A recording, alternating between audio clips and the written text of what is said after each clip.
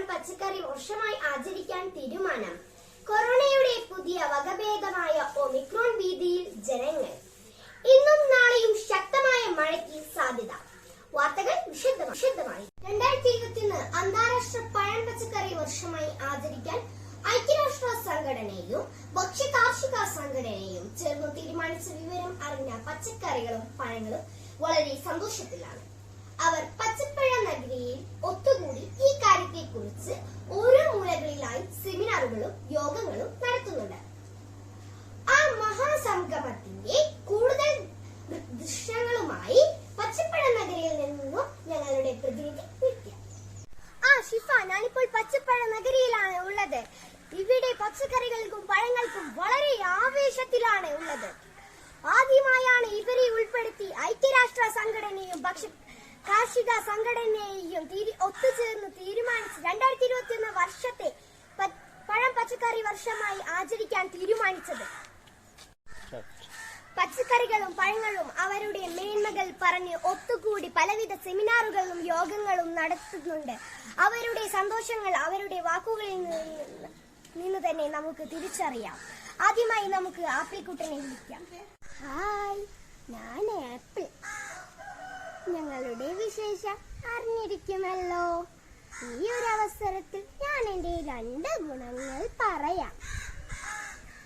ഒരു ദിവസം ഒരു ആപ്പിൾ കഴിച്ചാൽ ഡോക്ടറെ അകറ്റി നിർത്താമെന്നാണല്ലോ പൊതുവെ പറയാറ്. എന്നെ കഴിക്കുന്നത് പ്രമേഹം കുറയ്ക്കാനും BP കുറയ്ക്കാനും എല്ലാം കുറയ്ക്കാനും എന്നെ കഴിക്കുന്നത് വളരെ ഉത്തമമാണ്. പച്ചക്കറി കൂട്ടത്തിൽ നിന്നും നമ്മുടെ സുന്ദരനായ കാരറ്റ് ചേട്ടന്റെ വാക്കുകൾ. ഹായ്, ഞാൻ കാരറ്റ്. ഞങ്ങളുടെ പുതിയ വിശേഷം അറിഞ്ഞിരിക്കുമല്ലോ. അതെ, ഐക്യരാഷ്ട്ര സംഘടനയും ലോക ഭക്ഷ്യകാർഷിക സംഘടനയും ഒത്തുചേർന്ന്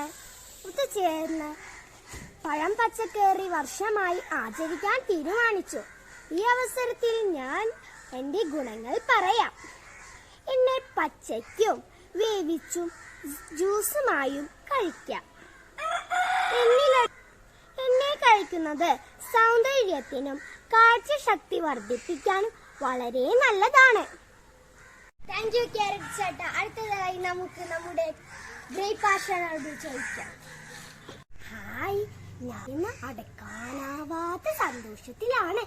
ഈ അസുലഭ നിമിഷത്തിൽ നിങ്ങളെയും ഞാൻ സ്വാഗതം ചെയ്യുന്നു. ഈ മുന്തിരിയായ എനിക്കുമുണ്ട് ധാരാളം ഗുണങ്ങൾ.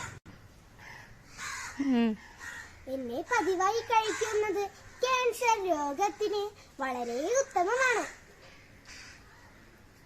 രക്തസമ്മർദ്ദ പ്രശ്നങ്ങൾക്ക് ഞാനാണ് മുന്നിൽ. നിങ്ങളുടെ സന്തോഷത്തിൽ ഞങ്ങളും പങ്കുചേരുന്നു.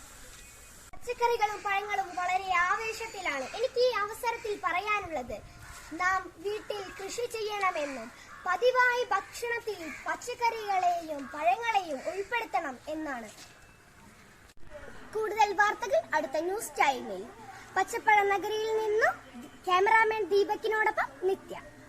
നല്ലൊരു തീരുമാനം തന്നെയാണ് ഐക്യരാഷ്ട്ര സംഘടനയും ഭക്ഷ്യകാർഷിക സംഘടനയും എടുത്തത്. അവരോടൊപ്പം നമുക്കും അഭിമാനിക്കാം, സന്തോഷിക്കാം. ഇങ്ങനെയുള്ള പുത്തൻ തീരുമാനങ്ങൾക്കായി നമുക്ക് കാത്തിരിക്കാം. ഈ വാർത്താ ബുള്ളറ്റ് ഇവിടെ അവസാനിക്കുന്നു.